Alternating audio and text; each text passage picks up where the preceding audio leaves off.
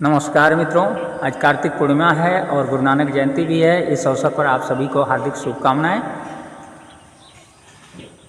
मित्रों, ये वीडियो मैं इस मकसद से बना रहा हूँ कि आज लोग जो है गंगा जी में जा कर के डुबकी लगाते हैं, स्नान करते हैं और ये मानते हैं कि जो हमारे इसके पहले के पाप हैं, जो मैंने कुकर्म किया है, वह सब जो है आज नष्ट हो गया और इस मकसद से वो स्नान करते हैं। स्नान करके घर आते हैं और घर आने के बाद वो फिर से भूल जाते हैं कि मैं गंगा जी में स्नान किया और इसलिए स्नान किया कि मेरा मन हमेशा पवित्र रहे।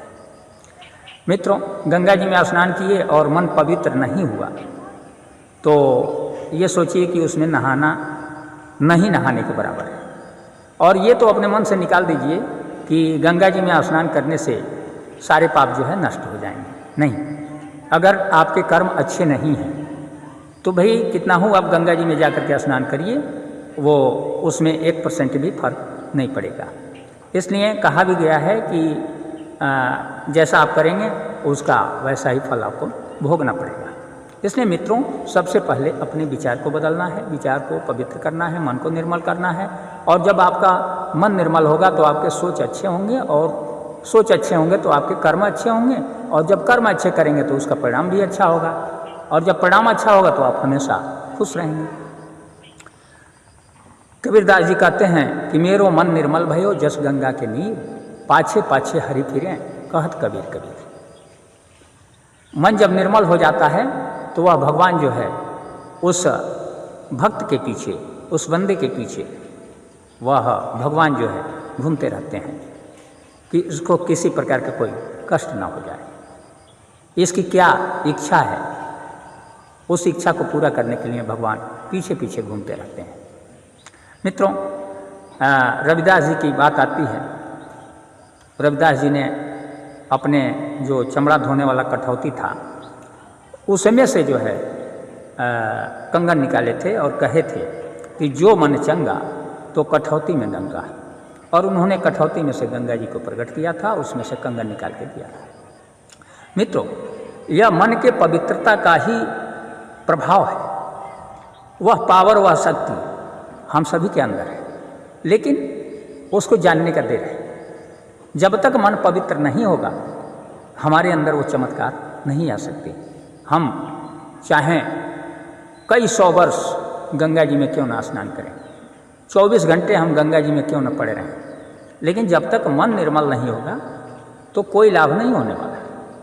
मित्रों, मेरे कहने का मकसद ये नहीं कि आप गंगा जी में स्नान न करें। आप गंगा जी में स्नान करें, पूरे श्रद्धा के साथ करें, दान पुण्य करें, लेकिन वहाँ संकल्पित हो, संकल्प लें कि आज के बाद से मैं कोई भी गलती नहीं करूँगा।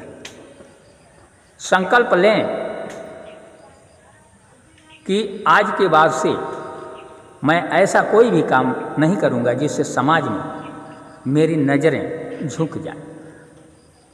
मित्रों, अगर ये संकल्प आप लेते हैं तो केवल एक बार गंगा स्नान करने के बाद देखिए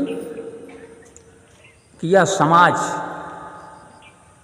एक नया समाज होगा और जो स्वर्ग की कल्पना हम मरने के बाद करते हैं वह स्वर्ग जो है यही होगा और इसी जीवन में होगा। जीते जी आप स्वर्ग का सुख का अनुभव करेंगे। स्वर्ग का मतलब होता है ऐसा नहीं कि वहाँ पे सारे सुख सुविधाएं, संसाधन जो हम चाहेंगे वो सारी चीज़ें हमको मिल जाएंगी, वह नहीं। स्वर्ग सुख का मतलब होता है आत्मा का सुख, आत्मा को शांति। मित्रों, जब आपकी सोच अच्छी होगी तो आप अच्छा कर्म करेंगे। जब अच्छा कर्म करेंगे तो उसका परिणाम भी अच्छा होगा और जब परिणाम अच्छा होगा तो आप हमेशा खुश रहेंगे। यही स्वर्ग है। अगर आप गलत कर्म करेंगे तो उसका परिणाम भी गलत होगा और उसके बाद से आप दुखी होंगे और उसी को नरक कहा गया है, जिसमें आप हमेशा दुखी रहते हैं।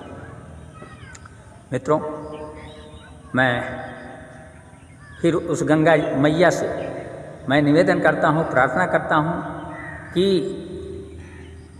गंगा मैया की शरण में जितने लोग गए हैं, स्नान कर रहे हैं, और कुछ लोग जो है बहुत सुबह में ही स्नान कर चुके होंगे, मैं सबके लिए उस गंगा मैया से प्रार्थना करता हूँ कि गंगा मैया आप सभी के मन को पवित्र करें और इस पृथ्वी पर ऐसा माहौल पैदा हो जाए, ये जनजीवन ऐसा हो जाए कि जैसे लगे कि हम स्वर्ग में हैं और किसी से किसी प्रकार का कोई द्वेष न रहे, जलन न रहे, कोई वैमनस्यता न रहे, सभी लोगों के अंदर सद्भावना हो, प्रेम हो और सभी लोग मिलकर रहें।